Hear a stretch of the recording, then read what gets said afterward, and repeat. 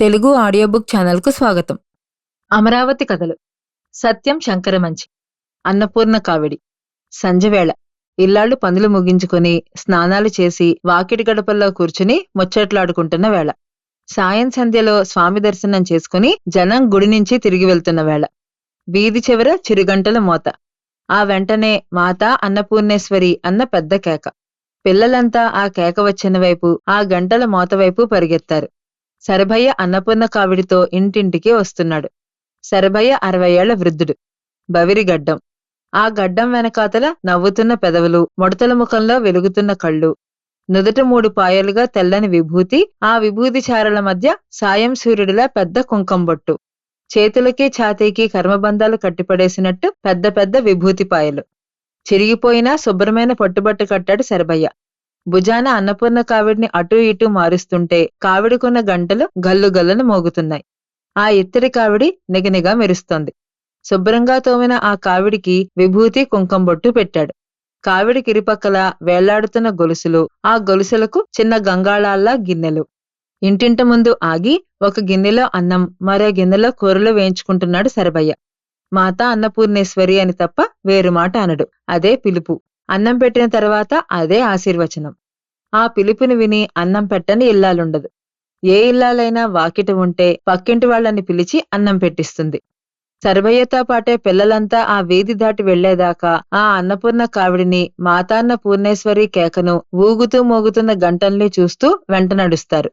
శరభయ్య వీధి దాటి వెళ్లిన తర్వాత అందరూ మాతాన్న పూర్ణేశ్వరి అని గోలగా అరుచుకుంటూ ఎవరిళ్లకు వాళ్ళు వెళ్తారు. శరభయ్య వీధులన్నీ తిరిగి గాలిగోపురం దగ్గరికొచ్చేసరికి అక్కడ కుంటి, గుడ్డి, బిచ్చగాళ్లంతా చేరుకుంటారు.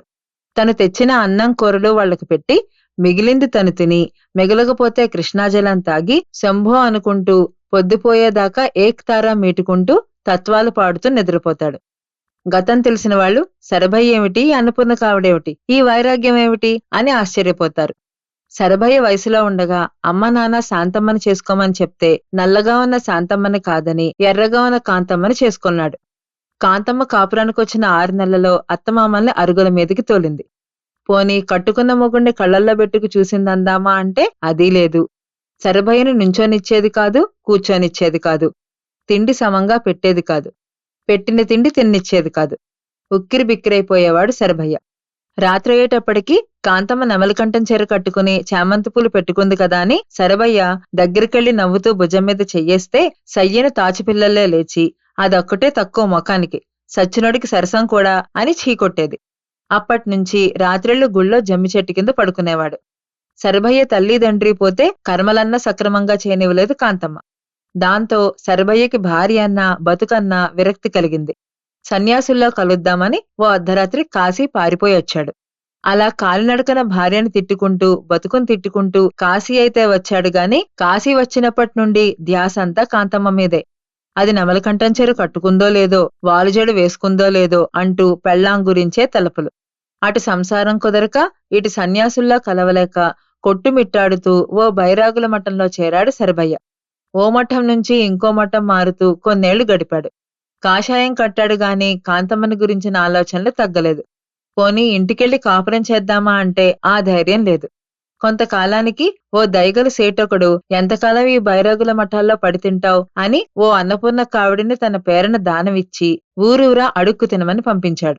అప్పట్నుంచి ఆ కావిడ భుజాన వేసుకుని ఊరూరా తిరుగుతూ ఒక్కసారి కాంతమ్మని చూడాలన్న ఆత్రంతో అమరావతి పరిగెత్తుకొచ్చాడు. శరభయ్య తిరిగొచ్చేసరికి కాంతమ్మ ఈ లోకం వదిలి వెళ్లిపోయింది. అన్నపూర్ణ కావిడే శరణ్యమైంది. నిజమైన వైరాగ్యం అప్పుడు కుదురుకుంది శరభయ్యలో.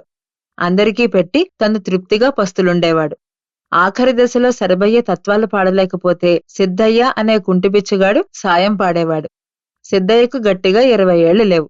శరభయ్య అవసాన దశలో ఉండగా సిద్ధయ్య అడిగాడు, తాత, నువ్వు పోయిన తర్వాత నాకి అన్నపూర్ణ కావిడివ్వవా అని. ఆ మాట విని శరభయ్య నవ్వి అన్నాడు, పిచ్చోడా, అన్నపూర్ణలాంటి పెళ్ళాన్ని కోరుకోవాలి గాని అన్నపూర్ణ కావిడి కోరుకుంటావేరా? అన్నం పెట్టే ఆలిని కోరుకోవాలి గాని అడుక్కుతునే పళ్ళెం కావాలంటావేన్రా? పాపం, నిజమే అనుకున్నాడు సిద్ధయ్య. శరభయ్య పోయాక అన్నపూర్ణలాంటి ఆలి కోసం వెతికాడు. కాని కుంటి సిద్ధయ్యకు పిల్లనెవరిస్తారు? ఆఖరికి అడుక్కు తినే పళ్ళెమే మిగిలింది. మా ఛానల్ గనక మీకు నచ్చినట్లయితే లైక్ చేయండి, షేర్ చేయండి, సబ్స్క్రైబ్ చేయండి.